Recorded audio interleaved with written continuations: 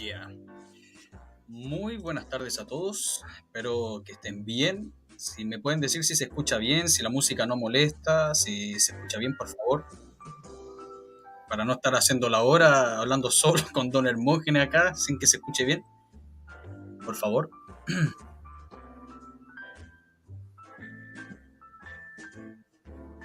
Perfecto, se escucha bien. Muy buenas tardes, Don Hermógenes. Muchas gracias por estar de nuevo en el canal para seguir hablando sobre Don Miguel Krasnov, para desmentir todo el chamullo inventado por la izquierda todos estos años sobre este héroe olvidado. Muy buenas tardes y muchas gracias por convidarme a su canal.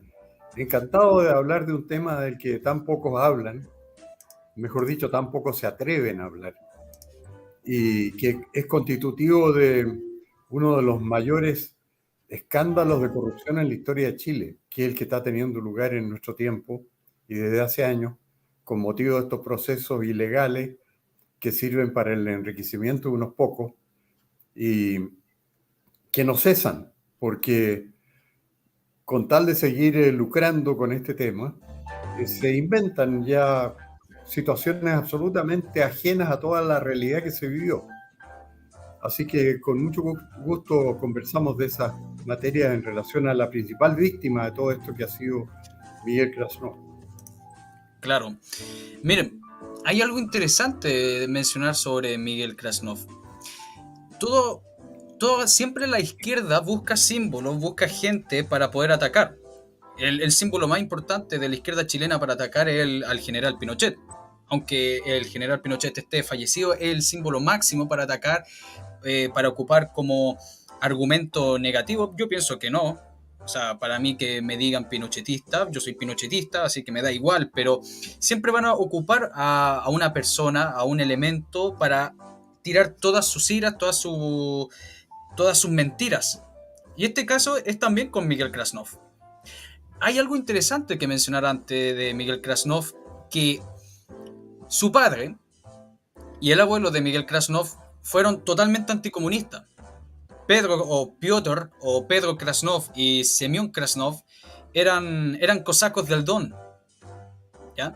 Y los cosacos fueron uno de los pueblos más resistentes, los que se resistieron más contra los comunistas, sobre todo en la Revolución Rusa. Estos dos, el padre y el hijo, o sea, el padre y el abuelo de Miguel Krasnov, pelearon contra los comunistas en la Guerra Civil Rusa, y luego en la Segunda Guerra Mundial lucharon contra la Unión Soviética, se aliaron con los nacionalsocialistas. Eso no significaba que los cosacos eran nacionalsocialistas, sino que se aliaron con los alemanes porque era mucho mejor estar aliado con los alemanes que estar aliado con los soviéticos, que literalmente era el demonio rojo, ¿ya? Que hay mucha gente que dice, no, es que los que estaban aliados, no, eran aliados circunstanciales, es como decir, el enemigo de mi enemigo es mi amigo, ¿ya? Más que eso no era. Entonces yo pienso que esa tradición anticomunista, más que pasado culturalmente, también lo tenía en la sangre de Don Miguel Krasnov. Entonces el padre y el abuelo de Miguel Krasnov fueron brutalmente asesinados. O sea, los aliados los tuvieron en sus campos de prisioneros, y luego se los dieron a los soviéticos, y los soviéticos lo ahorcaron y lo ejecutaron, a ambos. Entonces la madre de Miguel Krasnov y, si no me equivoco, su abuela, se vinieron acá en Chile. Se vinieron acá a Chile y ya Miguel Krasnov ya nacido. Y entonces se establecieron acá y empezaron a hacer su vida. La madre parece que fue traductora para el gobierno de la época, y entonces ahí Miguel Krasnov entró a la escuela militar, etc. Entonces era una cápita importante de mencionar que tiene sangre anticomunista. No sé qué quiera decir don Hermógenes. Bueno, claro, eso está muy bien explicado en la biografía de Miguel Krasnov, escrita por Gisela Silva, que tuvo mucho éxito de librería en los años 90. Fue de los bestsellers que hubo en Chile en ese tiempo. Y ahí se hace la relación de cómo la madre de él buscó refugio en Austria desde las repúblicas soviéticas, y ahí fue acogida por el embajador chileno, que si no me equivoco era de apellido Cruz Ocampo, que le permitió, le facilitó venirse a Chile con su madre y su hijo recién nacido, que era Miguel Krasnov. Y ella, como hablaba varios idiomas, tuvo un empleo como traductora en la Cancillería chilena, lo que le permitió subsistir. Y vivía con modestia, pero en buenas condiciones, y se había traído muchas cosas familiares y recuerdos de ella. Vivían por ahí en el barrio Avenida Mata, con Vicuña Maquena. Y a esta señora le produjo gran sorpresa que su hijo, su único hijo, cuando estuvo ya en edad de salir de la enseñanza media, que la estudió en un liceo de esos barrios, fue a la escuela militar y se matriculó por su cuenta. Y cuando le exigieron que fuera con su apoderada, que era su madre viuda, la señora se oponía a que él entrara a la escuela militar. Y se oponía por todas las desgracias que habían vivido su marido y su suegro, que habían sido ejecutados por haber sido en el fondo militares y haber luchado por los ideales que tenían. Pero el director de la escuela militar en esos años acogió la petición de Miguel Krasnov porque él tenía un deseo muy vehemente de vestir uniforme. Y así fue como entró al ejército, sin saber el triste destino que se le iba a deparar, porque su carrera fue siempre brillante. Se desempeñó en el ejército hasta llegar al grado de brigadier. Fue comandante del regimiento en Temuco, si mal no recuerdo. Ahí tuvo un desempeño en que era muy apreciado por toda la colectividad temucana, y tenía una hoja impecable como para seguir ascendiendo en el ejército, pero los jueces rojos y los querellantes comunistas lo eligieron a él como figura para atacar, porque esa es una táctica comunista curiosamente aprendida del Ministerio de Informaciones de Hitler, del ministro de Informaciones, que era Goebbels, porque eso lo capturaron los rusos al invadir Berlín después de la Segunda Guerra Mundial. Y uno de los pocos edificios que estaba en pie era el Ministerio de Información, el de Goebbels, y de propaganda. Y ahí se apropiaron de todo el material y de todos los estudios que habían hecho ellos. Y esos estudios dicen que lo que hay que hacer es repetir lo que le conviene al bando de que se trata, aunque sea mentira. Y por eso Goebbels acuñó esa frase: una mentira 1000 veces repetida pasa a ser verdad. Y ahí aplicaron eso en lo sucesivo en el KGB, que era el servicio secreto soviético, y lo pusieron en práctica desde el 11 de septiembre de 1973 con relación a Chile. Y una de las lecciones que enseñaba Goebbels era que más que atacar instituciones o países o colectividades, había que atacar personas. Entonces procedían a un verdadero, en inglés lo llaman asesinato de la personalidad, character assassination. Entonces concentrar todas las mentiras y todos los ataques en una persona, y los concentraron en Augusto Pinochet, que fue demonizado en todo el mundo. Y lo hicieron tan bien que un historiador, que es Paul Johnson, ha reconocido que tuvo éxito el KGB en eso, y textualmente dice en uno de sus libros, que una de las cosas exitosas que hizo el KGB antes de ser lanzado al basurero de la historia fue demonizar a Pinochet en todo el mundo, de manera que él las llama las élites habladoras de todo el mundo, opinaran mal de Pinochet. Y eso se extendió a Chile y se extiende hasta hoy. A mí me ha tocado muchas oportunidades de personas que dicen: no, pero por favor no hablemos de Pinochet, como diciendo: no, esa figura ya está condenada. Así que la táctica esta de mentir y centrar las mentiras en una persona es muy efectiva. Y de hecho, bueno, en la segunda persona que podríamos decir más se concentró esta táctica fue Miguel Krasnov. Tanto así que cuando él estaba en el ejército no tenía ninguna razón para retirarse, pero se interpusieron contra él numerosas querellas. Y yo tuve unas largas conversaciones con él que duraron días enteros. Así que me enteré de todas las cosas que le decían a él, de su propio, vi la versión de él. Él en 1974, desempeñándose en en la DINA, porque ahí lo mandó el ejército, estaba a cargo de interrogar a los detenidos. Y esa misión le permitió saber dónde estaba el principal jefe terrorista de esa época, que era Miguel Enríquez. Y justamente él por eso descubrió dónde estaba la guarida de Miguel Enríquez. Y después de un combate que hubo ahí, porque los primeros que dispararon fueron los terroristas del MIR contra este grupo que los fue a investigar en la guarida que tenían, ahí murió Miguel Enríquez en el combate.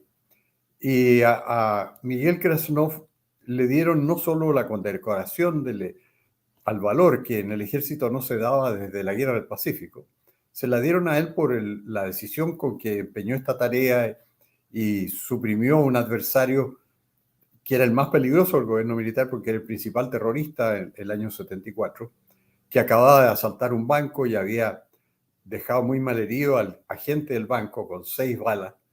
Entonces los sindicatos bancarios se mostraron muy reconocidos con Miguel Krasnov. Y fue una figura muy popular en Chile en ese tiempo porque la gente en Chile nunca ha querido favorecer el terrorismo, sino que todo lo contrario. Pide que haya mano dura contra los terroristas y que no se permita que continúen delinquiendo. Pero toda esta verdad después se cambió completamente y entonces en Chile se ha llegado al colmo de que la misma persona condecorada con homenajes sindicales a su persona en los sindicatos bancarios, celebrado por la prensa y por la opinión pública del año 74, hace un par de años fue condenado por un juez rojo, un juez comunista, que era ministro sumariante de Derechos Humanos, que es el ministro Carroza, y fue condenado por el asesinato de Miguel Enríquez. Lo que fue considerado una proeza digna de reconocimiento y de condecoración en el 74, había pasado a ser un vil asesinato en 2016. Y esa es la situación en que está Miguel Krasnov, que con igual falta de antecedentes y falseando la verdad de los hechos, no solo atropellando el derecho, porque eso no cabe duda de que una cosa sucedía hace 45 años y ya está prescrita, está cubierta por la amnistía y por el proceso que tuvo lugar en ese tiempo, la cosa juzgada, todo hace que eso se haya debido olvidar. Pero como en Chile no rige el derecho, lo condenaron en 2016 y le han acumulado condenas de similar carácter. Yo creo que la discusión es si son 650 años o 900 años que lo tienen condenado, y de los cuales ha pasado los últimos 22 años en presidio, muchas veces por causas en que ni siquiera sabía de quién se trataba. Y hubo una época en que por lo menos los diarios decían algo de la verdad, porque yo me acuerdo que la primera vez que detuvieron a Miguel Krasnov, él mandó una carta al Mercurio, que se publicó en la Crónica, donde decía que había sido detenido y entraba a prisión por él haber detenido a un señor que se llamaba Miguel Ángel Sandoval, si mal no recuerdo, y que a esa persona nunca la había visto, nunca la había interrogado, no sabía de quién se trataba, y sin embargo lo habían sometido a proceso y metido preso por tenerlo detenido. Y el Mercurio publicó en la Crónica esto, que produjo bastante revuelo, porque todos dijeron, bueno, ¿cómo es posible que una persona pueda decir, y nadie lo desmienta, que nunca vio a Miguel Ángel Sandoval y sin embargo lo tienen procesado por eso y lo meten preso por eso? Bueno, ese fue el comienzo de la historia. Eso fue en los años 90. Y desde entonces hasta ahora han transcurrido ya más de 25 años y Miguel Krasnov está hace más de 20 años preso en sucesivas causas y todas se dirigen contra él. Y lo divertido es que estas causas sostienen que él era el jefe de la DINA y él era un teniente, nada más. No tenía Eso ningún... mismo le iba a preguntar. Eso mismo le iba a preguntar porque literalmente yo creo que hasta le echaron la culpa por matar al archiduque Francisco Fernando, a Miguel Krasnov. Pero se le asocia a la Brigada Lautaro. ¿Usted me podría decir qué es la Brigada Lautaro y si Miguel Krasnov estaba metido en ella? No, eso no sé. No, él no era de ninguna brigada, si él tenía una sola misión. Él tenía la misión de interrogar a los detenidos. Y Sí, como era una persona muy decente, y él ponía sus credenciales sobre la mesa cuando tenía un detenido al frente y le decía, mire, yo soy el teniente Miguel Krasnov del Ejército de Chile y necesito que usted me indique tales y cuales circunstancias, por qué ha sido detenido y en qué acción está usted. ¿Ah? Y Miguel me dijo a mí cuando me relató todo esto, yo nunca sometí a ninguna apremio a ninguna persona. Y las personas que declaraban ante mí me decían, me contestaban simplemente, y yo tomaba nota, me decía Miguel Krasnov. Nunca delante de mí, me dijo, nunca se flageló ni torturó a nadie. Ni mucho menos di orden yo de torturar a nadie, porque las personas declaraban simplemente lo que querían decir. Y yo tomaba nota y a partir de eso hacíamos diligencia, porque mencionaban lugares, mencionaban otras personas y se llevaba a otras personas para interrogarlos.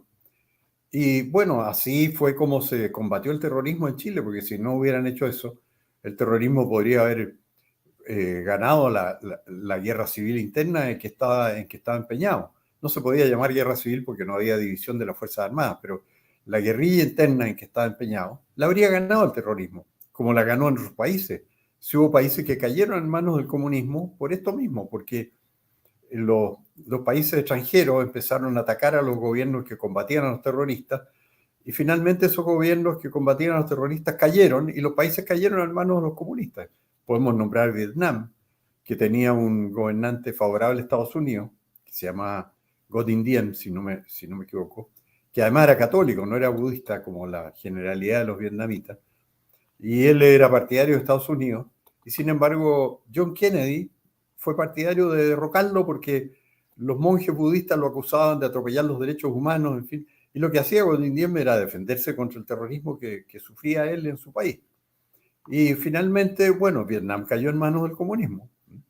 Se ha transformado ahora en un país capitalista con gobierno comunista, igual que China. O sea, le va bien económicamente, pero no hay partido único ahí. Y pasó lo mismo en Irán, con el Shah del Irán, que tenía unos opositores extremistas que eran los ayatolas, que eran sacerdotes islámicos, y que querían derrocarlo. A él, Shah del Irán quería que Irán fuera un país civilizado, desarrollado, y se oponía al movimiento de fuerza de los ayatolas, pero ellos le hicieron una guerrilla interna y Estados Unidos le quitó su apoyo y lo acusó de atropellar los derechos humanos de los ayatolas.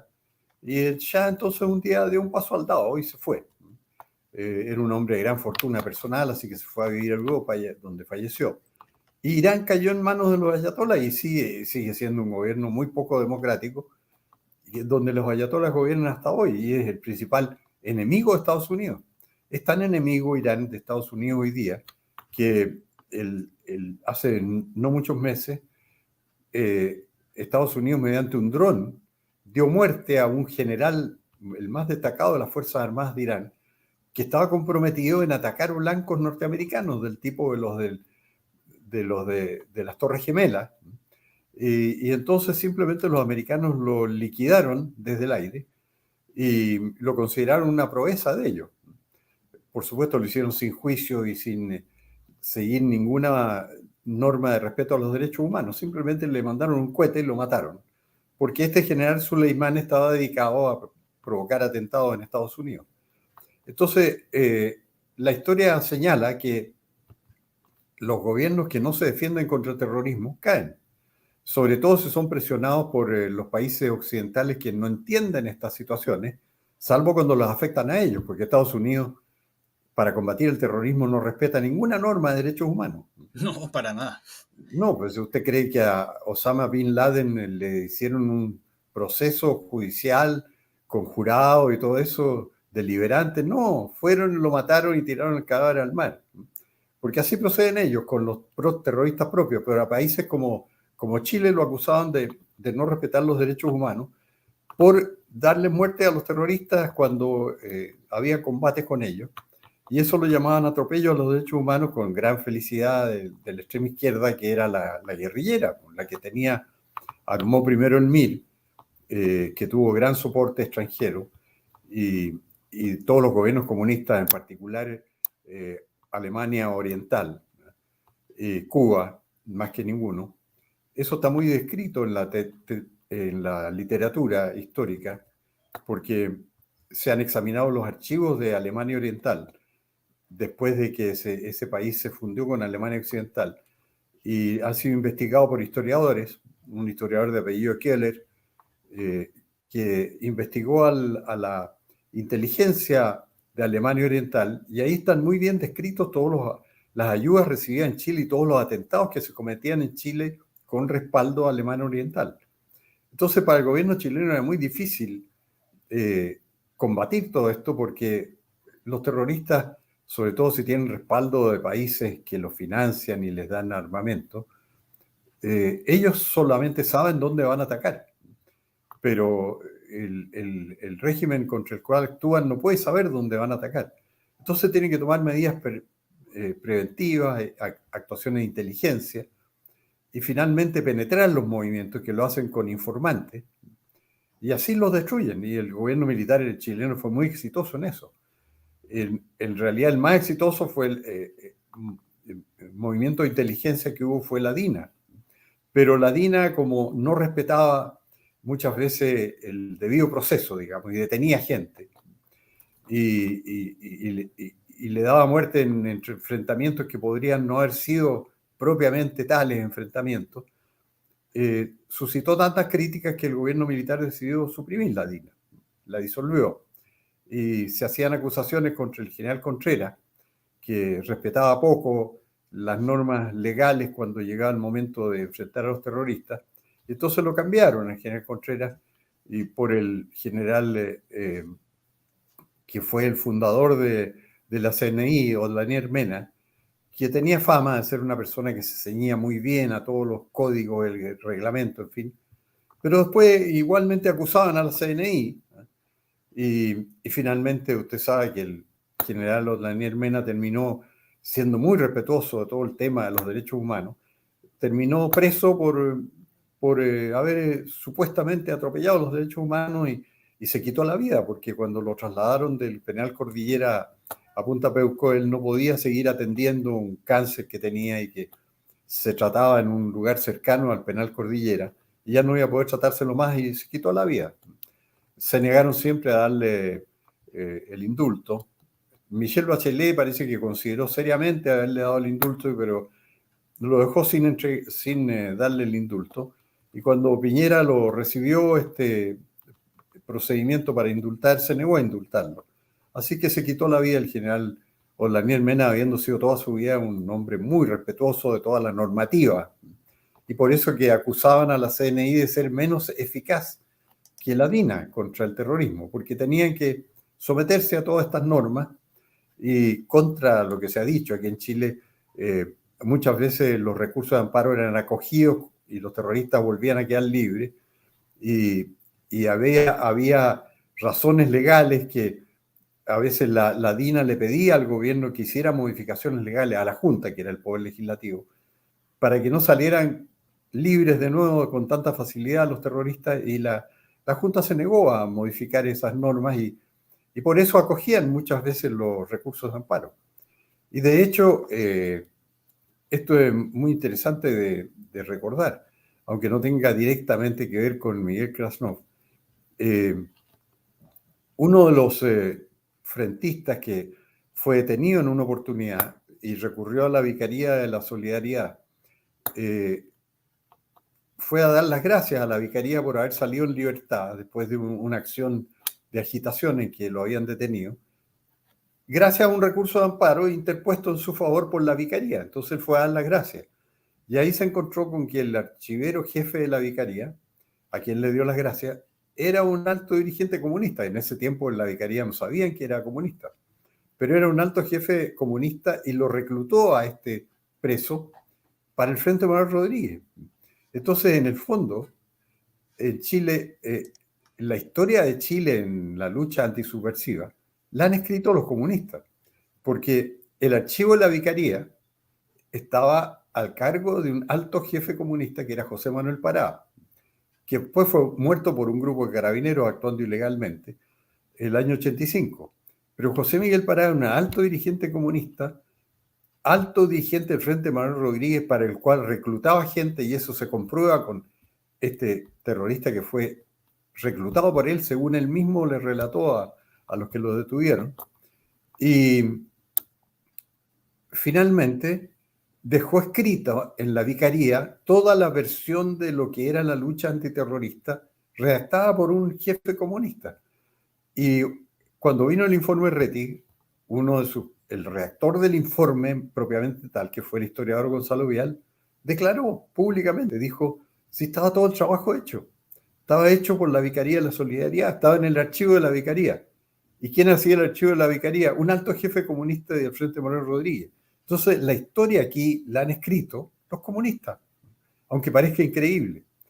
Y entonces, como todo el mundo consideró que el informe Rettig era verdad sacrosanta, y el informe Rettig estaba basado en lo que había redactado el jefe del archivo de la Vicaría, que era un alto jefe comunista, concluimos que la versión que más se ha divulgado en Chile sobre el tema de la lucha antisubversiva y los derechos humanos, escrito por los comunistas. Entonces uno dice, pero es increíble que un partido tan chico, porque tiene apenas para subsistir, saca un 5% de los votos, sea tan importante en la vida interna chilena. Lo que opinan los chilenos lo determinan ellos. Y de hecho, el único juicio que hubo contra el presidente Pinochet, que era en ese tiempo senador Pinochet, que lograron desaforarlo, lo condujo un diputado comunista, que es Hugo Gutiérrez. Lo condujo Sí, de principio a fin. Eso está en el expediente, no es que lo diga yo, porque no, ahí sí, aparecen en el expediente personas que dicen, mire, yo en realidad he venido a declarar de nuevo sobre esto porque el abogado Gutiérrez me ha convencido de que la verdad es lo que él dice, así que me ha iluminado. ¿Ah? Y se vio que era Hugo Gutiérrez el que manejó ese proceso, y con razón, cuando todo el mundo mandó periodistas a Chile, porque decían que iba a desaforar a Pinochet, y eso era noticia mundial, porque el KGB había hecho famoso a Pinochet en todo el mundo. Y cuando se trataba de actuar contra él judicialmente, mandaron periodistas de Estados Unidos y de Europa. El que hizo el anuncio y lo leyó de que se sometía a proceso a Pinochet y se le desaforaba el Senado fue Hugo Gutiérrez, que había sido autor de todo el cuento. O sea, un camarada de él, José Manuel Parada, había escrito la historia, y un juez sumiso a él había obedecido lo que él le ordenó en todo momento, y la Corte Suprema, por una mayoría de votos, en que no estaban los ministros más respetables, por supuesto, los ministros más respetables de la Corte Suprema votaron contra el desafuero del general Pinochet. Y hubo uno incluso que se llamaba Osvaldo Faúndez, muy respetado, que dijo una frase que nadie pudo contradecir, porque en su voto disidente, que era de minoría, dejó establecido que él había examinado hoja a hoja todo el proceso, las miles de fojas del proceso con que querían desaforar al general Pinochet, y no había encontrado ni una sola prueba de que tuviera algo que ver con el motivo del proceso, que eran los hechos de la comitiva del general Arellano en el norte. Entonces decía, no hay ni una sola prueba de que el general Pinochet haya tenido alguna responsabilidad en esto. Y nadie nunca lo desmintió eso. Bueno, por eso yo hice un libro que se llamaba La verdad del juicio a Pinochet. Y una vez Arturo Fonten, que era director del Mercurio, escribió un artículo, después que había dejado de ser director en la segunda, diciendo que había salido este libro, que él lo había leído y que le llamaba la atención que nadie lo hubiera desmentido ni contradicho. Y fue así. Sí, fue desaforado del Senado el expresidente Pinochet, que era senador vitalicio, sin ningún fundamento. ¿Por qué? Porque la historia aquí y los procesos lo han manejado los comunistas a su amaño. Así que Miguel Krasnov fue una víctima de esto, en que es casi risible todo lo que le ha pasado. Si cuando se escriba la historia de Miguel Krasnov y de los procesos de Miguel Krasnov, si alguien los estudia, no va a poder creer lo que está leyendo. Porque él no me podía mandar copias de los procesos, que son miles de fojas, pero me mandó de uno, ¿eh? Que era el caso de Lumi Videla, en que él no tuvo nada que ver, pero lo condenaron igual a no sé cuántos años, 20 años. Ahí queda constancia de que todos los fundamentos que alega el juez, que se llama Alejandro Solís, son falsos, no es verdad. él pone como 9 fundamentos, considerando, fundados en documentos, en que no se refieren a una culpabilidad de Miguel Krasnov en el caso de Lumi Videla. No se refieren a otras cosas. O sea, es mentira. Entonces, la única explicación de que alguien haya podido llegar a juntar centenares de años, que son entre 650 y 900, de presidio, porque ninguna persona podría en su vida, si empleara a tiempo completo a cometer crímenes, llegar a cometer todos los que le han atribuido a Miguel Krasnov. Es inverosímil. Y bueno, y esta situación la miran los chilenos desde lejos, no le hacen caso, y yo la considero el mayor escándalo moral de la chilenidad actual. Creo que esta generación de chilenos va a pasar a la historia con vergüenza, porque han dejado que suceda algo como lo que han hecho a Miguel Krasnov. Yo tuve mucho que ver con esto porque conocí la historia de Labios de él. Conocí el proceso de la comitiva que afectó al general Pinochet con las piezas del proceso. Escribí un libro. El propio redactor del informe Rettig escribió una biografía de Pinochet que es bastante sesgada en todo lo que se refiere a materias penales. Y él mismo dice en ese libro, que son 2 tomos, se llama Pinochet, la biografía, por Gonzalo Vial. Dice, Hermógenes Pérez de Arce escribió un provocativo libro sobre el juicio del juez Guzmán contra el senador Pinochet, en que demuestra lo que él llama la falta de fundamento para procesarlo, y hasta ahora nadie lo ha podido rebatir, dice. Pero es que el tema, dice el mismo Gonzalo Vial en su libro, el tema no es jurídico, el tema es político, obviamente, si todo esto es político. Entonces, Miguel Krasnov es una persona que realmente es una víctima de la sociedad chilena, es una víctima inocente de la sociedad chilena, porque le atribuyen cosas que no tienen ningún fundamento. Desde luego, uno lee en las sentencias que él era jefe de la DINA, nombran a 3. Nombran a Pedro Espinosa, que era subdirector, eso podría ser verosímil que fue, pero después nombran a Miguel Krasnov, que era un teniente nunca mandado en ninguna parte, Claro. y además no estuvo todo el tiempo que duró la DINA, estuvo 1 año y medio más o menos, y le atribuyen cosas sin ningún fundamento, y él se ha defendido como ha podido, pero hay una opinión pública que está como predispuesta en contra de él. A mí me tocaba cuando yo estaba en el Mercurio, yo renuncié al Mercurio en parte por todas las cosas que el diario admitía que se dijeran y que eran falsas. Y cuando era redactor del Mercurio, en una oportunidad había una persona ahí que estaba en la comisión Valech. Y entonces habló de las torturas que practicaba Miguel Krasnov. Y yo le dije, eso es falso, Miguel Krasnov, yo he hablado largamente con él, nunca tuvo que apremiar a nadie. No, me dijo, si hay miles de relatos de torturas de Miguel Krasnov. Y yo lo puse en mi columna del diario, que este miembro de la comisión Valech me había dicho que había miles de relatos de tortura. Y este hombre se sintió muy incómodo porque me dijo al día siguiente, yo nunca te dije que había miles de relatos de tortura, pero si tú lo dijiste textualmente en esta mesa hace varios días, y yo por eso lo escribí en mi columna. No, yo nunca he dicho eso. Bueno, así se escribe la historia. La gente lanza cosas y después dice que no las ha dicho.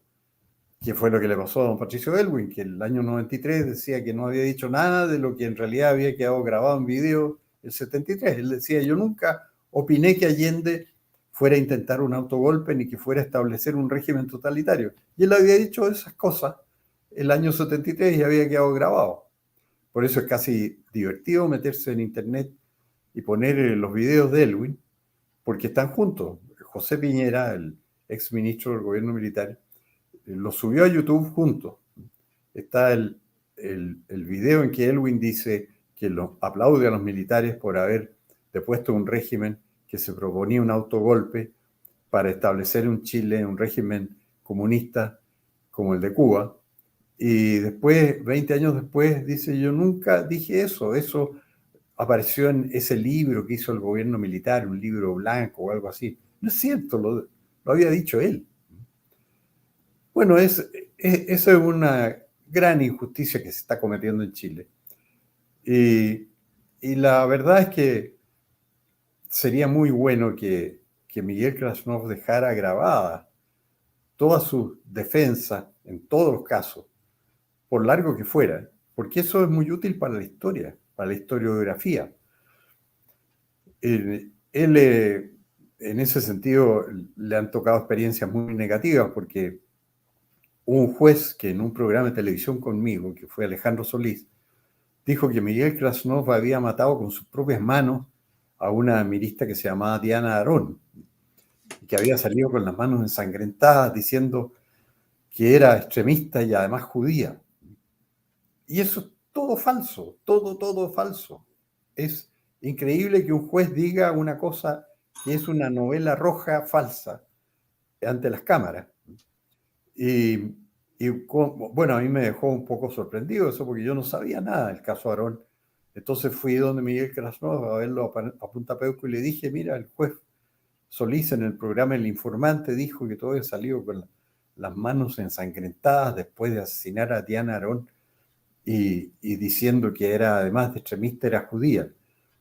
Y Miguel me dijo: si yo no tuve nada que ver en ese caso, yo no pertenecía al grupo que tuvo un enfrentamiento con elementos del MIR, y que eran de la DINA, efectivamente, enfrentamiento en el cual cayó herida Diana Aarón y después murió de las heridas, porque fue un intercambio de disparos.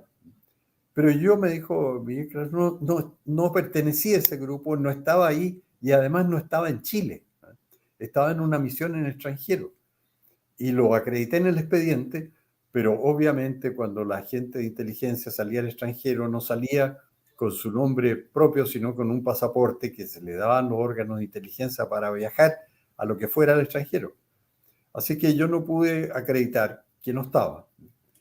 Pero me dijo: le mandé todos los antecedentes al embajador de Israel en Chile para que le comunicara a la colonia residente que era falso, que yo hubiera tenido una actitud antisemita, que hubiera matado por esos motivos, que no había tenido nada que ver. Y dice que el embajador le devolvió con muy malas palabras el paquete de documentos que él le había mandado para acreditar su inocencia. Le había dicho que por favor no se volviera a dirigir a él. Y yo en ese tiempo miré en Wikipedia el caso este, y vi que había un abogado de la UDI que decía que Miguel Krasnov había asesinado a Diana Aarón, que se llama Gabriel Saliasnik. Y eso era totalmente falso, pero lo decía y quedaba en Wikipedia. Después revisé Wikipedia a principios de este año y ya no está eso. Así que Saliasnik puede haberse preocupado de sacarlo, porque él quedaba muy mal diciendo una mentira tan grande. Pero esa es la forma como se tiene que luchar contra esto, porque hay una justicia que no tiene para nada en cuenta la verdad, porque ya hemos dejado de discutir el derecho. La justicia no respeta el derecho. Pero en el caso de Miguel Krasnov no respetan tampoco la verdad, porque él dice: yo nunca detuve a nadie. Si quisieran considerar detención la única ocasión en que entregué a una persona caída en un enfrentamiento a una ambulancia, fue cuando encontré el escondite de Miguel Enrique, que se defendieron disparando contra nosotros, dice él. Nosotros respondimos al fuego, llamamos fuerzas mayores que fueran en auxilio, y cayeron ahí, muerto Miguel Enrique, y quedó herida la conviviente de él, que era Carmen Castillo Echeverría, que estaba herida, y Miguel Krasnov dice que él la tomó en brazos y la llevó a una ambulancia y se repuso en el hospital militar. Y después la fue a ver para ver cómo estaba recuperándose, en fin, y ella le manifestó su aprecio y agradecimiento, cosa que desconoció ella misma después, muchos años después, dijo que todo eso era falso. Pero en realidad le mandó recados de agradecimiento. Y Miguel Krasnov me decía: esa es la única persona que se puede decir que yo tomé para entregarla a alguien detenida, y fue para ponerla en una ambulancia. Y después se manifestaba muy agradecida conmigo. Entonces, es una persona en torno a la cual se ha tejido una novela de horror completamente falsa, y que no tiene cómo defenderse porque no le admiten las pruebas.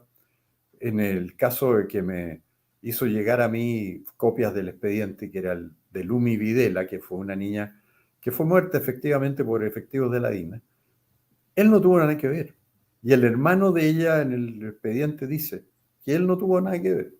Pero al juez no le importó porque de todas maneras lo condenó, porque es gratis condenarlo, nadie lo defiende.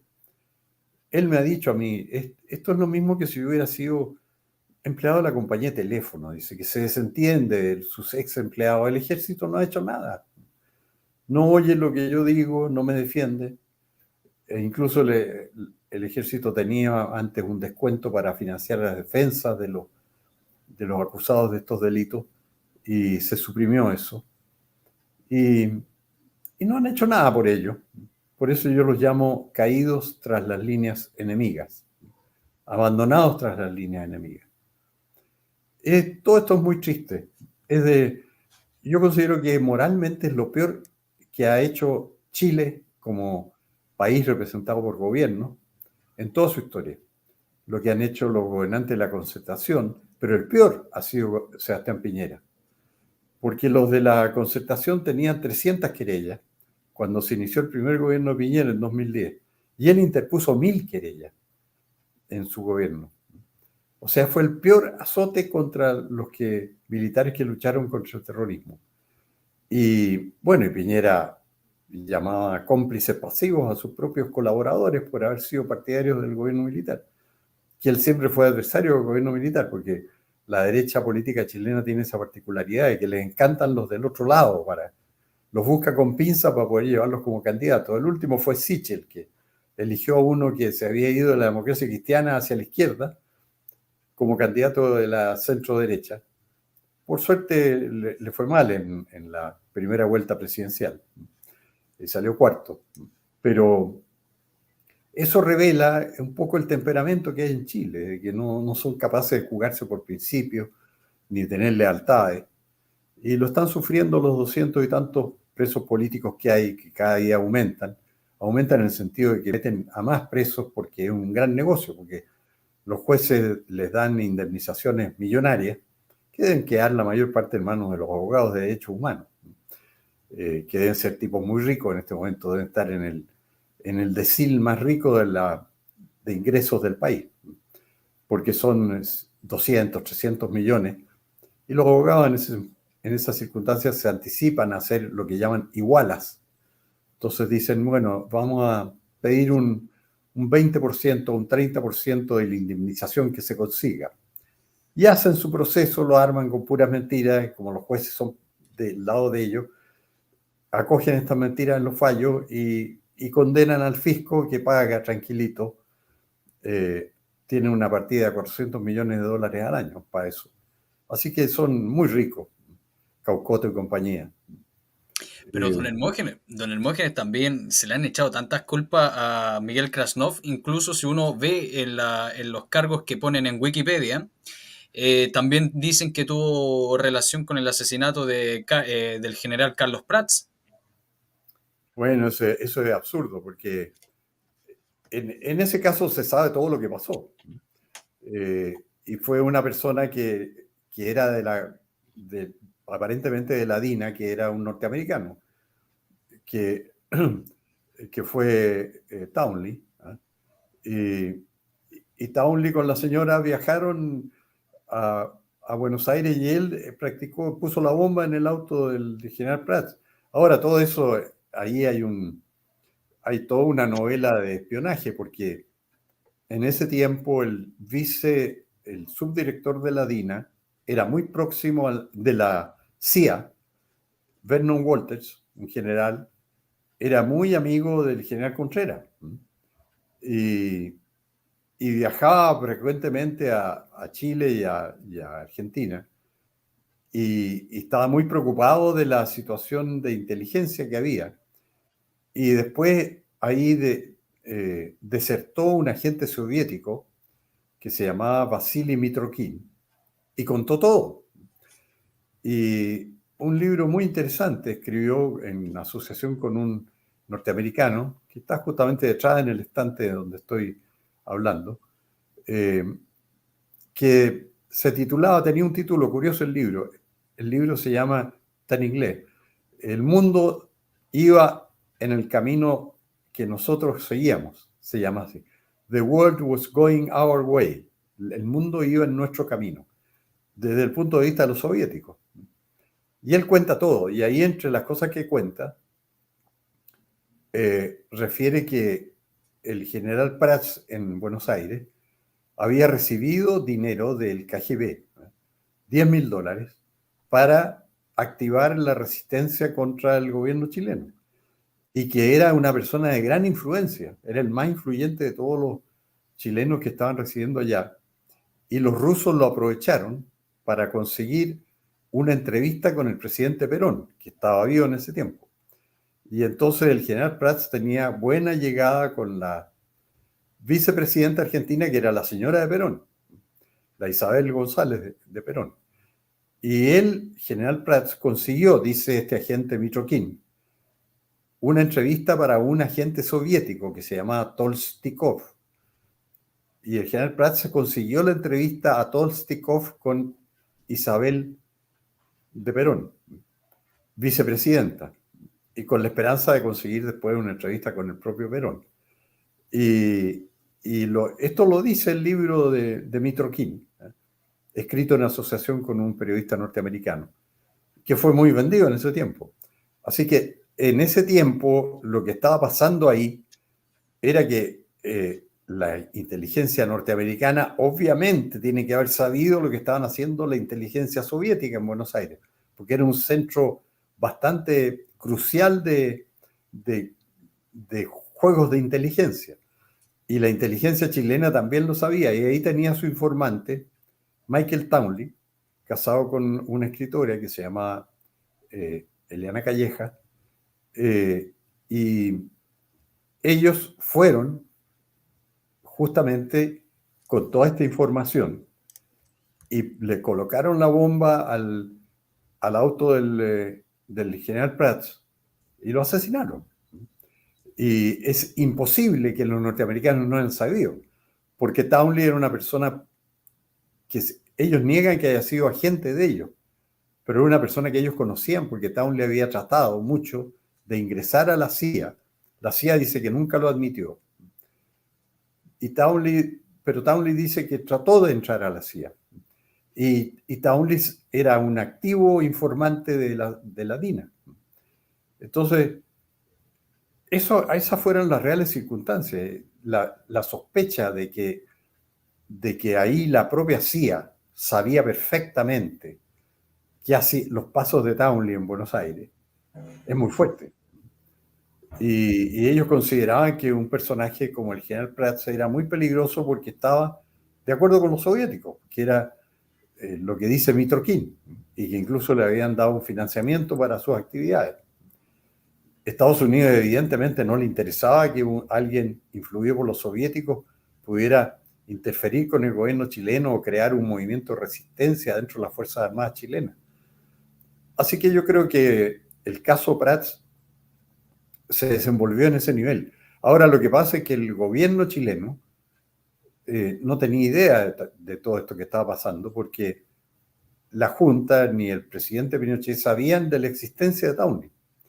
Y por eso cuando descubrieron que Townley había sido el que había puesto la bomba contra Letelier, el FBI dijo, se trata de Michael Townley y es de la DINA chilena. Aquí en Chile la Junta le dijo, no es de la DINA, porque llamaron al general Contreras y el general Contreras dijo, no lo conozco, no sé quién es, puede ser un informante, pero no es de la DINA. Y entonces la Junta de Gobierno le dijo, bueno, entonces podemos entregárselo a Estados Unidos. Por supuesto, dijo, si no tenemos nada que ver con él.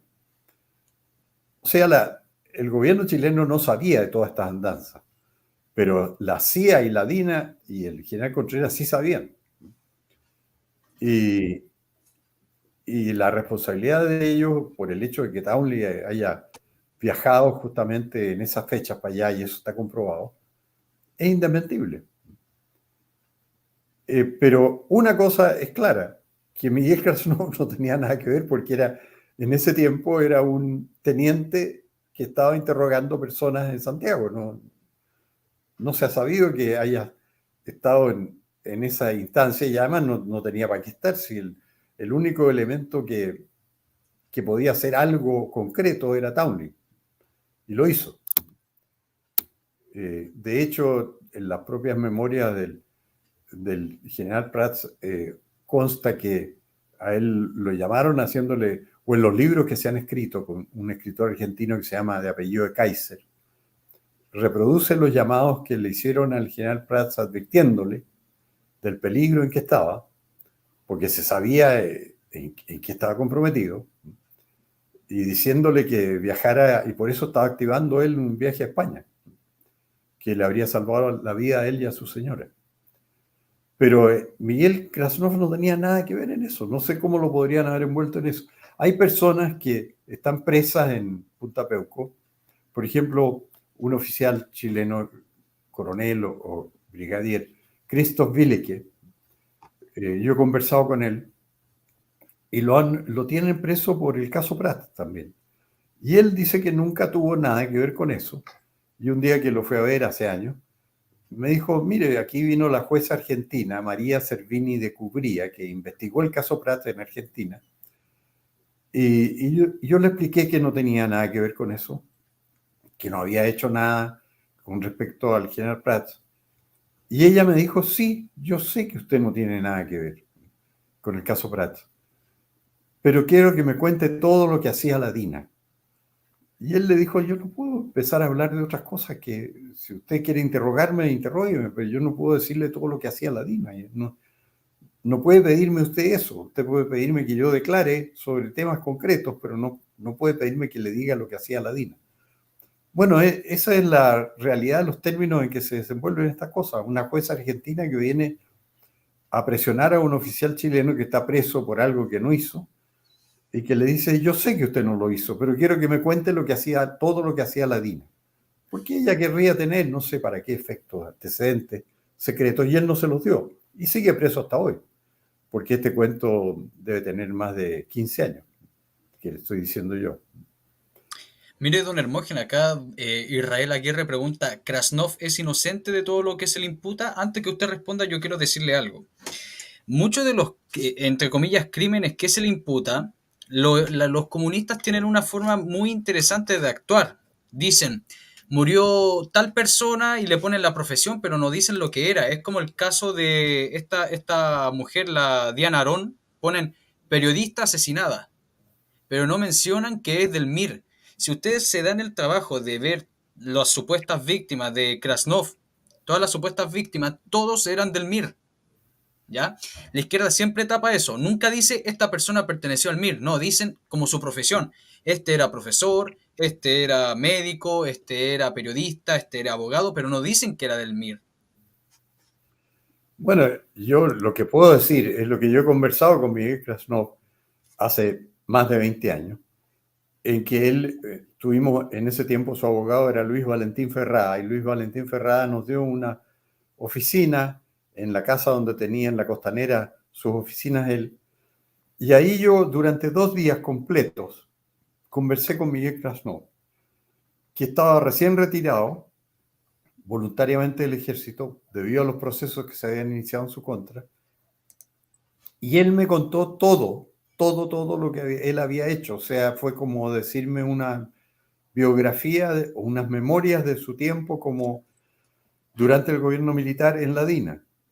Y él me dijo concretamente eso que yo recuerdo perfectamente. Me dijo, yo nunca detuve a ninguna persona, porque no era mi misión en la DINA. Mi misión era interrogar detenidos. Y yo pasaba el día interrogando detenidos. Y ponía en mi escritorio mis credenciales, se sentaba una persona para que yo le interrogara, yo le hacía preguntas, me las contestaba, nunca tuve problemas en eso, nunca torturé a nadie, nunca en mi presencia se torturó a nadie y nunca detuve a nadie. Y hablando técnicamente, me dijo, si hubiera habido una detención, tendría que haber sido cuando fui a comprobar la dirección que me dieron de donde estaba viviendo el jefe del MIR, y me encontré con que efectivamente vivía ahí el jefe del MIR y se desató un combate en que tuvimos que escondernos detrás de los árboles y de las casas, y por temor a los vecinos tuvimos que hacer desocupar el barrio, y llegaron fuerzas auxiliares, y ahí quedó herida Carmen Castillo, y yo la tomé en brazos cuando entré a la casa. Había caído muerto el jefe del MIR, Miguel Enríquez, y a ella se le seguía una ambulancia que llegó al lugar, y de ahí la llevaron, entiendo que al hospital militar. Y él la entrevistó posteriormente dentro de su tarea de interrogar a las personas que caían detenidas. Estando en el hospital militar, ella le expresó agradecimiento por el trato humanitario que le había dado y haberla salvado en una circunstancia crítica. Y él le hizo toda la interrogación que quiso o que estimó necesaria. Entonces, la respuesta a la pregunta del auditor es, lo único que tiene es la declaración de Miguel Krasnov. Él dice, nunca detuve a nadie. Por lo tanto, no estaba en su papel esto de salir a detener personas. Y entre las personas detenidas en Punta Peuco y en el penal Cordillera, había un problema porque todos le pedían al general Contreras, cuando estaba ahí también, que precisara si les había dicho a alguno que fuera a detener a alguien, o en el caso de los que no le había dicho, que dijera, no, a este nunca le encargué de detener a nadie. Porque él podía hacerlo, porque él era el jefe superior de la DINA, pero él siempre se negó a hacer eso que podríamos llamar una discriminación, decir, mire, en realidad a tal persona nunca le pedí que detuviera a nadie. Porque eso habría sido un factor como para liberar a varios que están ahí. Me acuerdo que había un oficial de apellido Laureani que estaba en el mismo caso de Miguel Krasnov. Dice, yo nunca detuve a nadie. Entonces, me adjudican casos en que no tuve nada que ver. Y habría sido muy útil que el general Contreras hubiera dicho a los jueces, a tales y cuales no se les ordenó detener nunca a nadie, porque les habría ayudado en su defensa. Pero el general Contreras nunca quiso hacer ese distingo. O sea, no quiso aclarar cuáles habían recibido órdenes de salir a detener y cuáles no. Y ese es, en el fondo, el problema que tiene Miguel Krasnov, que él no estaba en esa parte operativa de salir a detener personas, sino que estaba en la tarea de interrogar y chequear la información que recibía. Y en eso dice él que fue muy exitosa porque las personas, sin ningún premio ni nada, decían lo que sabían. Y él tomaba nota y esa información de inteligencia fue muy útil para derrotar al MIR. Si aquí se ha tejido una novela porque hablan de la dictadura como un periodo de horror. Eso no es cierto. Los años, el combate realmente más sangriento ocurrió entre el 11 de septiembre y el 31 de diciembre del 73, en que murieron 1.823 personas, 423 a manos de la guerrilla y las otras a manos de los militares. Y después, en el año 74, disminuyó mucho el número de muertos a un tercio, y el año 75, 76, ya prácticamente no había enfrentamiento, era mucho más seguro caminar en Santiago a cualquier hora que hoy. O sea, Chile el 75, 76, 77, 78, 79, era un país muy tranquilo y pacificado. Volvió a reanudarse la violencia cuando se fundó el Frente Patriótico Manuel Rodríguez, que era un brazo armado comunista con gente entrenada en Cuba y armada en Cuba, y que hacía muchos atentados. Y en los años 80, desde el 83 al 87, hubo mucha violencia por eso, porque había una guerrilla poderosa. Ahora se habla del estallido social por el 18 de octubre, en que hubo un conato revolucionario de extrema izquierda. Bueno, en los años 83, 84 y hasta el 86, el presidente Pinochet tuvo 17 estallidos similares, pero duraban un día, porque él le ponía término y tomaba presos a todos los responsables. Así que eso era lo que significaba tener un gobierno preocupado de mantener el orden público, a diferencia del actual, que no hace nada por mantener el orden público, y todo lo contrario, por cualquier cosa lo acusan a él de atropellar los derechos humanos. Obviamente el general Pinochet también lo acusaban de eso, porque mantenía el orden público. Pero cuando entregó el mando Pinochet en el año 90, Chile era un país pacificado, no había conflicto en la Araucanía, la gente caminaba tranquila en las calles, las poblaciones eran mucho más, poblaciones populares, mucho más tranquilas y seguras que hoy, desde luego, porque hoy andan todos los patos malos ahí delinquiendo. Cada vez que cae uno detenido, uno le llama la atención que dice que está condenado por no sé cuántos delitos y andaba suelto. Entonces Como la el puerta tipo que iba con giratoria, 121 delitos y estaba libre. para que vea. Esa es Claro, la situación actual y por eso que hay inseguridad en el país y eso explica lo que está pasando en las elecciones, que hay muchos muy sorprendidos de que los que piden, los candidatos que piden mayor seguridad y mano dura con la delincuencia les ha ido mejor en las elecciones que los que estaban en connivencia con la extrema izquierda que provoca la violencia en Chile. claro. Hay algo interesante que yo, no sé, cuando yo lo leo es como, es tan contradictorio porque es una cita que tiene este individuo que era del GAP, el Jaime Hernández Manso, algo así se llama este fulano, que dice, Krasnov no me torturó, pero en otro lado sí me torturó. O sea, uno no entiende, pues, o sea, obviamente no hay que creerle a este tipo del GAP, pues, pero dice, me torturó, pero no me torturó. Entonces uno queda mirando, uno queda pensando, pero ¿lo torturó o no lo torturó? Po? Bueno, hay casos, ya no me acuerdo el nombre, pero había otro que vivía en el extranjero con una buena pega en Suecia, creo, o Noruega, que habló, fue citado a declarar en Chile, viajó a Chile en uno de los procesos contra Miguel Krasnov y habló a favor de Miguel Krasnov y dijo que lo había tratado muy bien.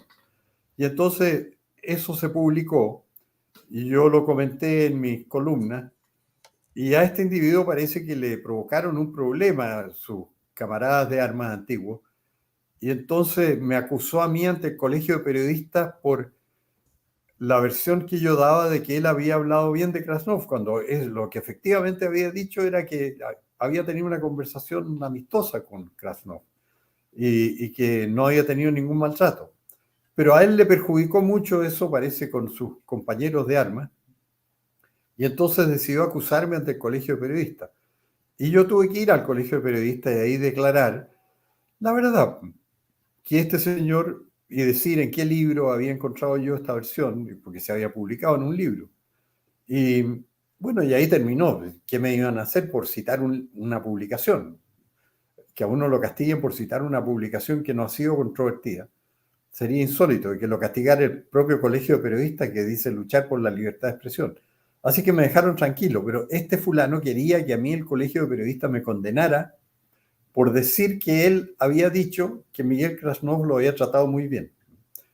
Y bueno, a mí se me olvidó el nombre ya de este personaje, pero lo puedo repasar y reconstruir. Eh, Así que eso es lo que ha pasado en Chile, que se ha inventado una versión completamente falsa de la historia. Se habla de los años de horror, cuando eran años de mucho más calma que la que hay hoy en Chile, ¿no? Y de mucho más seguridad en todas partes, en las calles, en las casas. Y, y hemos tenido que resignarnos a que la historia la escriban los comunistas. La historia la escribe el archivero de la Vicaría, que se traduce en el informe Reti, donde el propio redactor del informe dice si está todo hecho. ¿Está todo hecho por quién? Por un alto jefe comunista. Y esa es la historia que aprenden los chilenos y que se les enseñan a los niños en el colegio, que es una historia falsa. Yo trato de escribir la historia verdadera, pero cuando digo las cosas que emanan de eso, en una ocasión me echaron de un canal de televisión. Entonces, Claro. no se soporta que uno diga la verdad. Y esa es la situación actual, que es realmente un drama que haya personas condenadas por hechos que no se produjeron. Y concretamente en el caso de Miguel Krasnov, yo creo que alguna vez va a ser estudiado en profundidad el caso de él. Y si es en profundidad van a ir a los procesos y ahí van a ver que no había ningún fundamento, porque en los procesos está la evidencia de que no había ningún fundamento. Pero es un hecho, pues, don Hermógenes, es una cuestión inaudita, Los comunistas escribieron la historia, los comunistas son los que cuentan los personajes de nuestra historia, unos para bien, como en el caso de Allende, y otros para mal, como el caso de nuestro general Pinochet y Krasnov. Son los mismos comunistas disfrazados de periodistas que son los que divulgan las mentiras sobre estos héroes del 73.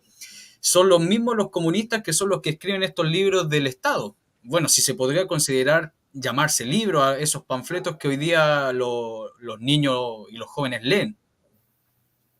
Sí, pero lo grave de esto es que los no comunistas repiten esas mismas cosas. Yo Exacto. he visto columnistas de derecha, por ejemplo, no voy a nombrarlo para no incomodarlo, pero que en su columna de La Tercera, un columnista que es totalmente derecha, partidario del gobierno militar y todo lo demás, habla de las tropelías de Pinochet.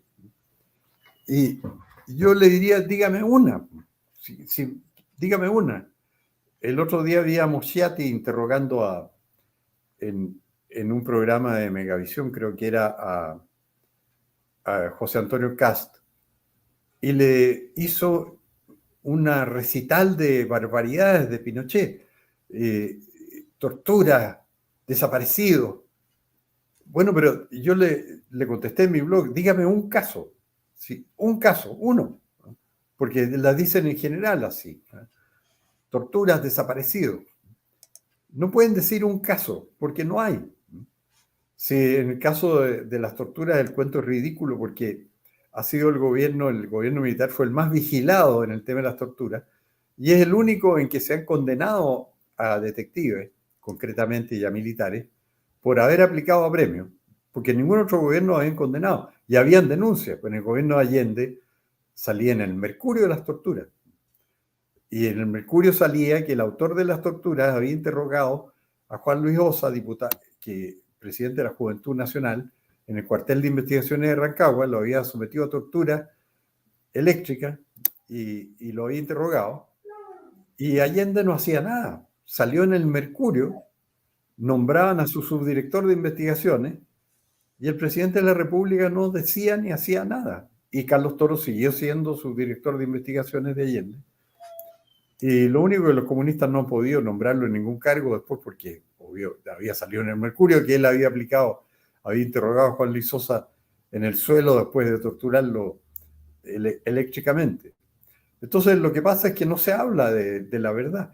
Los propios izquierdistas presentaron 100 páginas de acusaciones de tortura contra Eduardo Frei el año 70. Se publicó en la revista Punto Final, se hizo la presentación a la Corte Suprema, pero eran 100 páginas de tortura. Y ellos, los demócratas cristianos y los socialistas y comunistas, acusan al gobierno militar de las torturas cuando los acusados debían ser ellos, porque hay esas sí que están comprobadas. Pero en el gobierno militar se investigaban y por eso se condenó a unos detectives que habían aplicado electricidad a un estudiante que se enfermó el corazón y después se murió, y los condenaron a presidio en el gobierno militar, durante el gobierno militar. Y después tomaron preso a Carlos Herrera Jiménez, que le había dado unos golpes, que era un oficial de ejército, le había dado unos golpes a un transportista del MIR, que a consecuencia de esos golpes fue hospitalizado por los mismos militares y en el hospital falleció. Está cumpliendo todavía la condena Carlos Herrera por ese y otros casos. Y bueno, el único gobierno en Chile donde se ha condenado a personas por tortura ha sido el gobierno militar, porque era el más vigilado de todos en esa materia. Entonces, es ridículo que los que fueron acusados y nunca condenados, y está publicado en los diarios, sean los acusadores. Porque los comunistas son los que más hablan de tortura. Y ellos salió su subdirector de investigaciones en el Mercurio torturando comprobadamente y no desmentido. Pero ellos acusan. Y lo Y en el mismo... gobierno de Allende también hubieron torturas, si eso no lo dicen. No, pero sí, por supuesto que hubieron, pues si está en el acuerdo de la Cámara del 22 de Claro. agosto del 73. Una de las razones es porque torturaba a los presos, que ni siquiera eran guerrilleros, porque no había guerrilleros, no había guerrilla del Partido Nacional ni de la derecha en el tiempo de Lupe. La guerrilla era de ellos, el MIR Claro. existía, era de ellos. Entonces, para torturar, tenían que torturar a los que opinaban distinto nomás. Es Buenas así, pues, tardes. si los comunistas siempre ocupan esa táctica de victimización. Tenemos que recordar cómo lo que hacían en la época de Lenin, porque siempre dicen, no, Lenin no fue el malo, fue Stalin. Pero Lenin con las checas tenían unas máquinas de tortura espantosas. Para torturar, muchas veces desollaban la mano de la persona, de los campesinos que no tenían nada que ver con los sucesos, les desollaban las manos, muchas veces los tiraban a unos pozos con humedad y le hacían unos cortes para que las heridas se pudriesen. Son espantosas y los comunistas fueron los que crearon las peores torturas que hay hoy en día. Y son ellos mismos que hablan de derechos humanos. Es como lo que usted dice. La Amnistía Internacional, los derechos humanos son creados por ellos para poder protegerse entre ellos. Por supuesto, si es la forma que tienen de anular a la fuerza pública que está encargada de imponer el orden. ¿Cómo es la manera de que no actúe la fuerza pública? Porque la fuerza pública tiene que ganar siempre en esta pelea, porque tienen mejores armas, más recursos, mejor entrenamiento. ¿Cómo impedirle que gane? Acusándola, para que no pueda usar sus armas. Y aquí en Chile lo han logrado, porque hacen lo que quieren. Y los carabineros no pueden casi actuar porque los dan de baja o los meten presos. En este momento hay un oficial de carabineros, creo que ya está en prisión domiciliaria, por suerte, pero estuvo como un año preso, que lo han inculpado de disparar un balín de goma y que decían que el balín no era solo de goma, sino tenía sustancias. ¿Cómo iba a saber el oficial lo que tenía un balín de una arma que le habían dado a él para reprimir un disturbio? Bueno, él se llama Claudio Crespo y está escribiendo sus memorias, que son muy interesantes porque me las ha dado a leer a mí y me pidió que se las prologara, porque ahí se ve la realidad de la vida que experimentan ellos, que no pueden defenderse. Los atacan, los injurian y los meten presos al final y los dan de baja. Todo esto por tratar de mantener el orden. El que pone en peligro a la sociedad ahí, el subversivo, el que lanza cócteles Molotov, destruye, incendia, saquea, ese, no el carabinero, pero aquí los persiguen más a los carabineros que a los subversivos. Estamos viviendo una época muy paradójica y muy triste en sentido de la conveniencia nacional. Y la principal víctima, y va a quedar para la historia como tal, es Miguel Krasnov, un hombre de honor que siempre ha dicho la verdad, que en toda su hoja de vida no tenía ni una pequeñísima mota, ni una mancha. Y tuvo que retirarse porque los comunistas le hicieron la vida imposible. Lo acusaron en todos los tribunales. Un día me acuerdo que me contaba que un juez lo había condenado porque un testigo decía que había olido el perfume de Miguel Krasnov en un lugar donde estaban deteniendo a otras personas. Sí, sí, Y sí, había Miguel escuchado Krasnov eso. decía, yo no uso perfume, pero me condenaban porque habían olido mi perfume en el lugar. Mire, don Otro, Hermógenes, mire, otro don alegaba Hermógenes. que había llegado a detener unas personas y se había comido un plato de tallarines que estaban servidos ahí. Y Miguel Krasnov decía, eso es imposible porque me cargan los tallarines. Imposible que Claro, yo haya llegado a comer tallarines. no, si buscan de todas formas meter literalmente el chamullo, yo creo que llega a ser hasta irrisorio, ni siquiera ya uno lo hace enojar ni fastidiar, ¿no? Ya uno se ríe de lo patético que es. O sea, alguien con un poco de conocimiento histórico y uno viese un poco de los procesos que le hicieron a don Miguel Krasnov y vería lo absurdo que son. Bueno, yo confío en que la historiografía va a revisar todo eso, que va a haber alguien con disciplina en unos años más, cuando ya esté más despolitizado el clima, va a estudiar los expedientes, porque ahí está la evidencia. Si el único que me pasaron a mí, que es el de Luni Viela, las 9 causas por las cuales en que se funda, considerando en que se funda la condena, son falsas, no son verdad. No tienen que ver con el caso, no tienen que ver con que Miguel Krasnov haya detenido a Lumi Videla, y todo lo contrario, en otras fojas del expediente consta que el hermano de ella dice que no la detuvo Miguel Krasnov, que no participó. Y eso no se tiene en cuenta en el fallo. Lo condenan por 9 causas falsas. Eso es muy fácil de comprobar. Y eso yo creo que con los años va a salir a luz.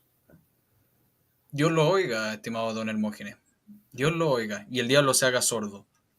Mire, para poder concluir con esta charla, y que yo creo que a mucha gente le habrá gustado y habrá aprendido muchas cosas sobre Miguel Krasnov y habrá eliminado muchas de las mentiras que tiene, porque mucha gente de la derecha, por eso está este canal, se ha comprado directa o indirectamente el discurso de los comunistas con respecto a la historia, sobre las masacres que hubieron, sobre los militares, sobre esto de acá, sobre esto de por acullá. Entonces, por eso está usted, estoy yo, que intentamos hablar con la verdad histórica. Entonces, con unas palabras finales, ¿qué podría decir usted de don Miguel Krasnov? Mire, para mí es una persona que ha tenido que sufrir de las injusticias más grandes que se pueden sufrir en este mundo, ¿eh? Que es ser acusado de crímenes atroces sin haber tenido ninguna parte en ello. Desde luego porque fue un periodo muy corto, era muy joven, cumplió una misión que le dieron. Él, él sí puede aportar mucho si lo dejaran explayarse, ¿no? Si alguna vez un canal de televisión le hiciera una entrevista, porque como yo he conversado tanto con él, hay muchas cosas que se me ha olvidado contar. Por ejemplo, él estuvo en la Villa Grimaldi, que se ha reproducido popularmente como un lugar de horrores y torturas y todo eso. Y no era así. La vida que se vivía ahí en la Villa Grimaldi era completamente distinta, relatada por una persona que estaba ahí porque iba todos los días a su mesa de trabajo a interrogar detenidos. Y era imposible que sucediera todo lo que dicen que sucedió ahí. Primero, porque todos los días las personas que estaban detenidas ahí recibían alimentación y las que llevaban la leche eran unas monjitas de un convento eh, o monasterio que quedaba más o menos al frente de la Villa Grimaldi. Y ellas llevaban la leche todas las mañanas y la entregaban y pasaban por ahí. Si hubiera sido un lugar de horrores, con gritos de torturados como lo escriben, no habría sido posible eso, que las monjitas fueran todos los días a entregar la leche y a retirar los tarros en la tarde para volver a llenarlos a la mañana siguiente, porque las monjitas tenían una lechería al frente. Enseguida dicen que las torturas eran atroces, ahí todas las dependencias estaban separadas por muros muy delgados, entonces la gente que estaba ahí oía todo en todas partes. Hablan de una especie de torreón que había o algo así, y que era como lo tenían en la novelística que han inventado los comunistas, era un lugar de horrores especialmente grande, y eso no, ahí no había gente, no había nadie. Y como Miguel Krasnov estaba ahí, puede decirlo y describirlo. Dice, no, si en ese torreón, que no me acuerdo qué nombre le daban, parece que no era torreón, pero que ha sido escrito como un centro ya del salvajismo mayor, no había nada porque estaba lleno de como de escombros, de restos y de cosas. No iba nadie ahí, no había nadie ahí. Enseguida dice que desde la calle se podía oír lo que se conversaba adentro de las salas donde funcionaban los interrogatorios, que si hubiera habido tortura las habrían oído en la calle, en la avenida Larraín, creo que es donde queda.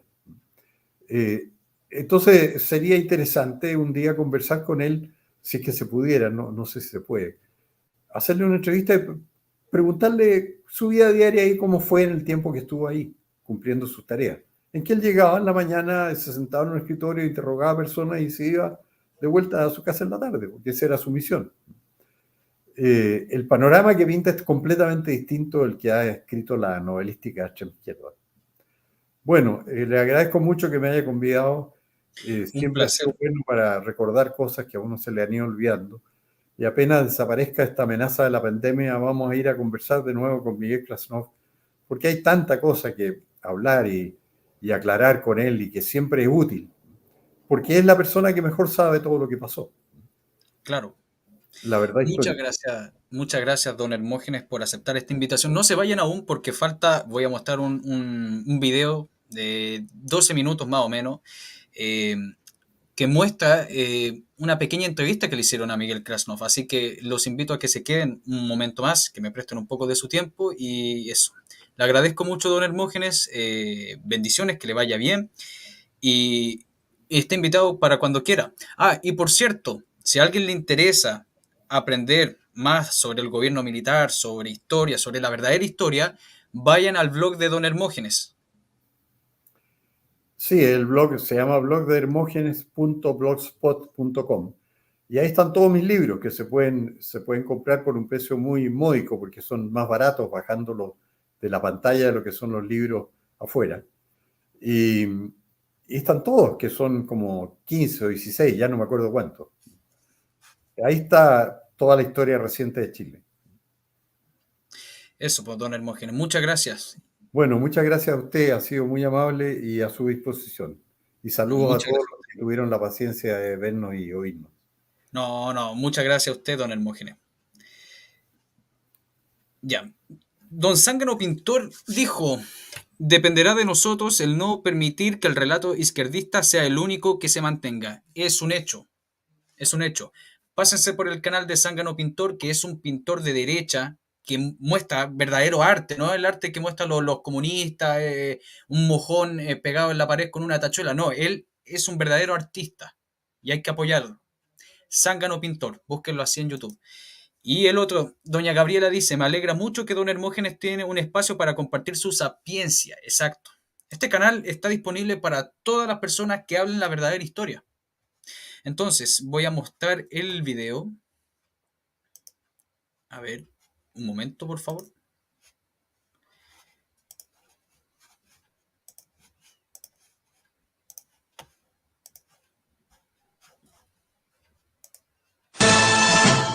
Если казаку на его родной земле задать вопрос, откуда произошло коренное население казаков, то он, как правило, с хитрецой в глазах ответит: казаки от казаков ведутся. И это действительно так. Родословная многих казацких семей своими корнями уходит в глубокую старину. Одним из самых знаменитых родов на Дону была и остается семья Красновых. Перед вами профессиональный военный, настоящий казак, прямой потомок двух древнейших родов, человек, который ни разу не был в России и при этом всю свою жизнь оставался русским. Михаил Семенович Краснов-Марченко. Уже 7-й год Михаил Семенович пребывает в заточении в одной из чилийских тюрем. Но нашей съемочной группе удалось получить разрешение на встречу с этим легендарным человеком. Я был всегда солдат и офицер. И так я боролся против тех, которые взяли оружие, чтобы убить всех других чилийцев. Понимаете? Так что, когда я имел связи с ними, я себя вел как офицер. Михаил Семенович уверен, казаком надо родиться, казаком надо стать, казаком надо быть. Это большой долг быть казаком. Потому что, так как я только что говорил, быть казаком, это нужно чувствовать это. Нужно жить как казак. Нужно работать как казак и уважать как казак. Древний казачий род Красновых полностью этой заповеди соответствует. Первым, кто прославил его, стал Иван Казмич, сын простого казака. Он дослужился до генеральского чина. Воевал под командованием Суворова, Кутузова, Платова и погиб в бою под Колодским монастырем за 2 дня до Бородинской битвы. Когда в 1904 году 17 донским полкам присваивали имена почетных шефов, то вместе с именами Суворова, Кутузова, Платова и Потемкина одно из казачьих соединений назвали в честь генерал-майора Ивана Кузьмича Краснова. Его потомки, братья Красновы, не менее известны. Андрей – первый донской казак, совершивший кругосветное путешествие, создатель Батумского ботанического сада. Младший брат Андрея Платон – поэт и переводчик, был женат на писательнице Екатерине Андреевне Бекетовой, родной тетке Александра Блока. Самый прославленный из братьев Петр Николаевич Краснов пошел по стезе предков, поступил на военную службу. Именно он в октябре 17-го, когда власть в Петрограде захватили большевики, стал на тот момент единственным военачальником, оказавшим реальное сопротивление Советам. А в 1918 году стоял у истоков создания независимого казачьего государства с Великого войска Донского. Его троюродный брат Семен Краснов – герой Первой мировой войны. После Октябрьского переворота участвовал в знаменитом кубанском ледяном походе, а в 1920-м возглавлял личный конвой генерала Врангеля. После поражения братья Красновы, как и многие казаки, изгнанники. Нападение Германии на Советский Союз стало для них продолжением гражданской войны. Многие верили, что немцы освободят Россию от большевиков, поэтому по разным подсчетам тех, кто с оружием в руках принял участие в боевых действиях на стороне Германии, насчитывалось до 1,5 миллиона человек. Краснова возглавили тогда главное казачье управление. В мае 45-го в австрийском городе Льенце вместе с несколькими десятками тысяч казаков-эмигрантов все мужчины из рода Краснова были выданы англичанами советским властям. Петр Семенович Краснова в 47-м казнены, остальные погибли в ГУЛАГе. Кубанской казачке Дине Марченко, жене Семена Краснова, удалось избежать страшной участи. Сын Краснова-Марченко Михаил родился уже в лагере военнопленных, откуда его мать и бабушка смогли выехать в Чили. Когда мы приехали сюда, в эту страну, я имел год с половиной.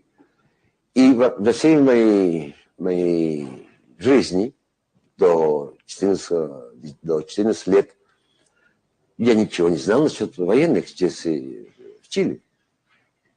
И вдруг моя бабушка, всегда бабушка, вы знаете, вдруг моя бабушка спросила меня: ты хочешь быть кадетом, военным кадетом? И как предки, Михаил Семенович Краснов выбирает военную карьеру. Несмотря на сопротивление матери, он поступает в военное училище и блестяще его заканчивает. Сын и внук казаков с легкостью адаптируются к своей новой жизни. Он стал таким же чилийцем, как и другие. От предков ему передались чувство долга и любовь к родине. Как и все чилийские военные, лейтенант Краснов остро воспринимает ситуацию, сложившуюся накануне гражданского противостояния. Коммунистическое правительство Альенде уже не справлялось с ситуацией в стране. Начинался голод. Чили охватили незаконные забастовки, захват земель, недвижимости и несанкционированные демонстрации и терроризм. К началу 70-х здесь находилось уже около 20 экстремистов из разных стран. Насчет политики это не наше дело. Но в то время весь чилийский народ просил: пожалуйста, вы, военные, сделайте что-нибудь, потому что это уже ужасно все, что случается с нами здесь, в Чили. Голод, убийство, терроризм. В сентябре 1973 года левый режим доктора Альенде в Чили был свергнут военными. Лейтенант Краснов, как и другие военнослужащие, активный участник тех драматических событий. Его выделяет личное мужество, честность и умение найти выход из трудных положений. Не случайно генерал Пиночет доверяет ему самое ответственное направление – борьбу с терроризмом. Взрывы на предприятиях, транспорте, нападения на банки, убийства мирных граждан в то время были в Чили распространенным явлением. Родольфо Конча тогда исполнилось 19 лет.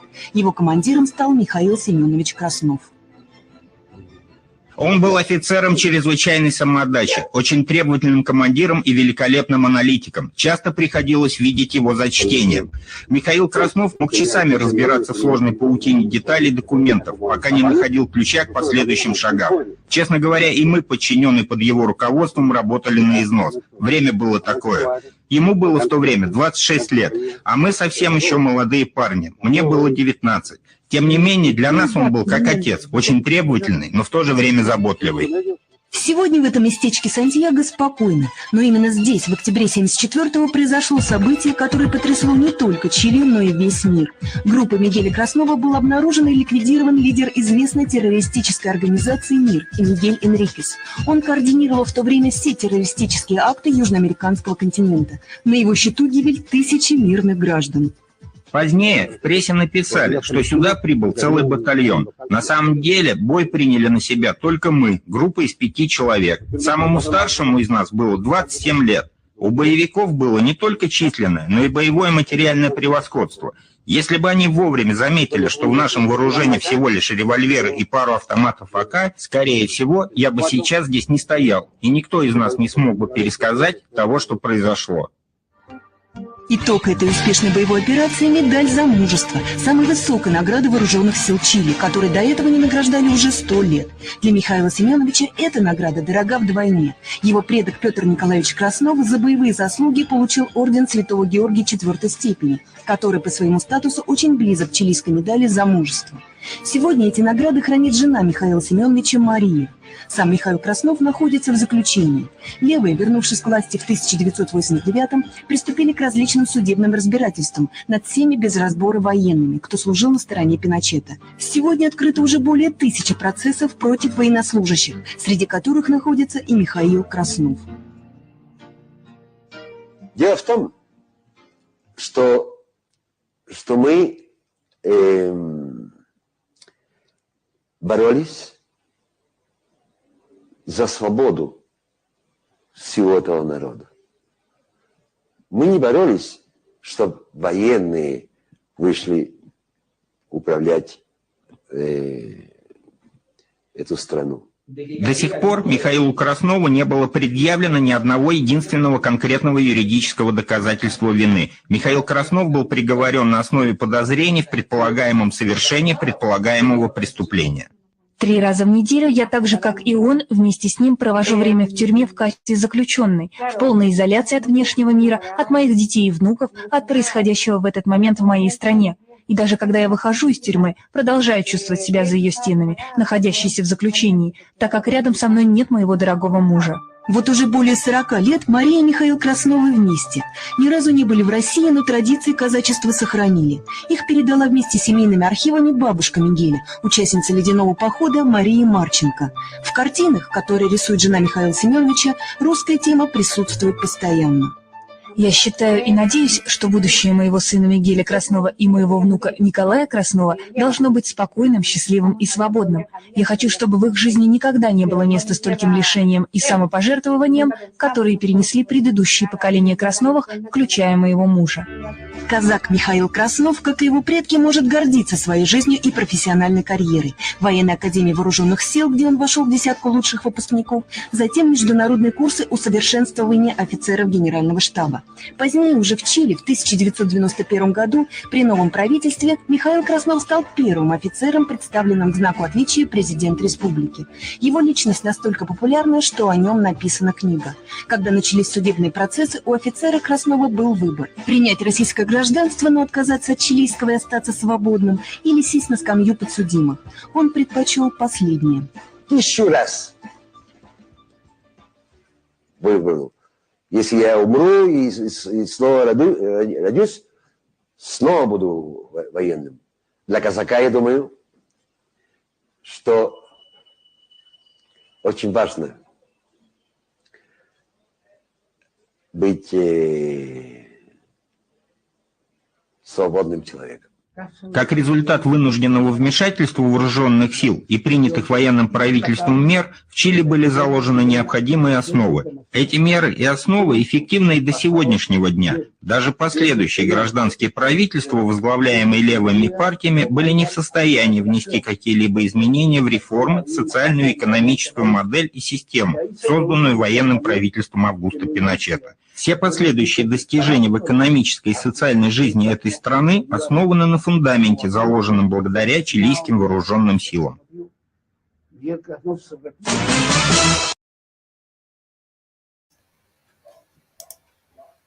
Ya. Entonces, sería todo. Ya.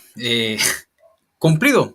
Me lo pidieron, cumplido. Ahí hablamos sobre Miguel Krasnov. Esta es la segunda parte, la anterior está ahí en el canal para si alguien quiere escucharla, quiere verla. Le agradezco a todos los que estuvieron presentes el día de hoy y también a Volpes Juntes por ser nuevo miembro del canal. Recuerden que pueden ser miembros del canal y así aportar al canal para que se pueda mantener en el tiempo. Muchas gracias. Saludos a Ñuguaye y eso pues, estimado, ya que no existe ninguna duda ni consulta, ya que don Hermógenes nos dejó todo muy bien claro. Vemos como el Estado chileno y una muy buena parte de la población traicionó a sus militares. Pero nosotros, y este canal también, tiene la finalidad de desmentir todo lo que han hecho contra los militares y crear una masa crítica para poder algún día estos militares sean libres, porque se los merecen, son héroes. Entonces eso, estimados, muchas gracias. El jueves voy a hacer un nuevo directo, voy a hacer un video, o sea, un directo refutando a Baradit en directo. ¿Qué les parece? un video de Baradit de mentiras verdaderas, que estaba hablando del supuesto genocidio mapuche en la Araucanía y puras tonteras. Eso voy a hacer el jueves si Dios me tiene con vida y salud. Y claro, importante descargar el video, pásense por el canal de Don Zángano Pintor, les va a gustar mucho. Y eso, cuídense mucho. Y muchas gracias Juan Trela por su super etiqueta, le agradezco mucho. Le agradezco mucho. Eso, estimados, cuídense, que les vaya bien y eso, hasta luego.